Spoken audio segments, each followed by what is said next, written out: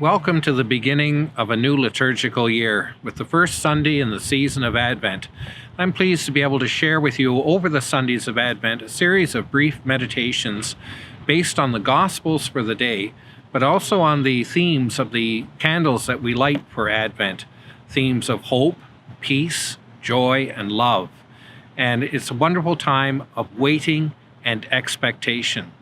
So as we prepare on this first Sunday in the season of Advent, prepare our hearts and our souls and our minds for the coming of Jesus, to celebrate at Christmas, but also his second Advent at the end of the age. Let us prepare to light that first candle of hope and to read the lesson that comes to us from Mark's Gospel, chapter 13, a portion of the Advent 1 Gospel. The necessity for watchfulness, where Jesus says, "But about that day or hour no one knows, neither the angels in heaven nor the Son, but only the Father. Beware, keep alert, for you do not know when the time will come. It is like a man going on a journey. When he leaves home, he puts his slaves in charge, each with his work, and commands the doorkeeper to be on the watch. Therefore keep awake, for you do not know when the master of the house will come, in the evening, or at midnight, or at cockcrow, or at dawn. Or else he may find you asleep when he comes suddenly. And what I say to you, I say to all, keep awake." The word of the Lord. Thanks be to God. Again, that theme for the first Sunday in the season of Advent is the theme of hope.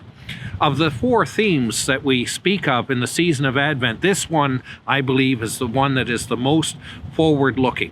Hope and expectation, looking into the future. And especially over these days, we are drawing deeply from the well of hope as we move our way through the strange days of COVID-19.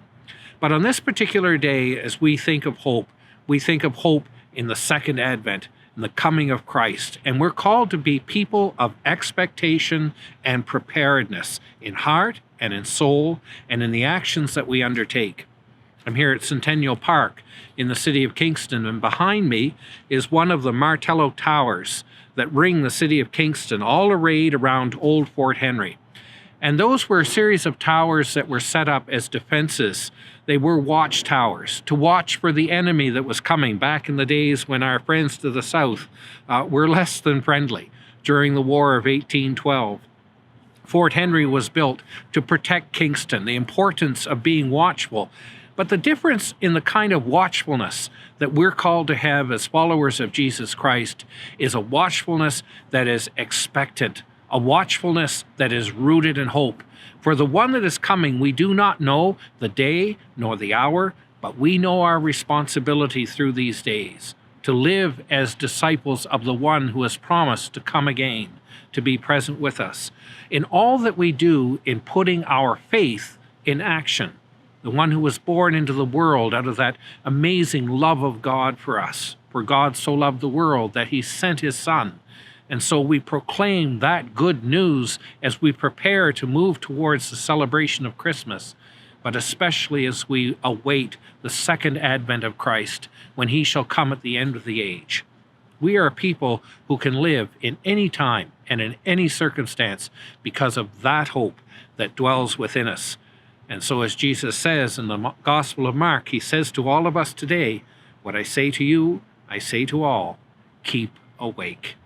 Blessings to you on this Advent Sunday and through this season of hope and expectation.